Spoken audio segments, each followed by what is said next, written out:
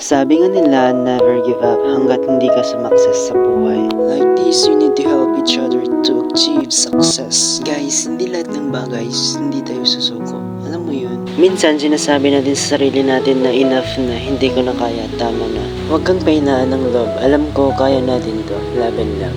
Isipin mo na lang, pag sumuko ka, paano na mga sacrifice ng mga magulang mo? Paano na? Hi guys! David Iliran, tanaw sa mga what the heck Mapupunta sa wala ang pagod at hirap ng mga magulang natin, tapos suko ka lang bigla. Wag naman sana guys. Ako nga pala ang lumalayo sa mga bagay na kakasira ng pangarap ko. Sabi nga nila, pag gusto mong matutong mag-business, dun ka sa mga taong marunong mag-business at may narating sa buhay. Huwag ka dun sa mga taong buhay mo lamang ang sinisiraan. Huwag kang magpapapekto sa mga sinasabi nila, hanggang doon lang naman ang kaya nilang gawin ay yung siraan ka. Sabihan ka man nila ng mga masakit na mga salita, hayaan mo lang sila. Sabi nga nila, pag batuhin ka ng bato, batuhin mo ng tinapay.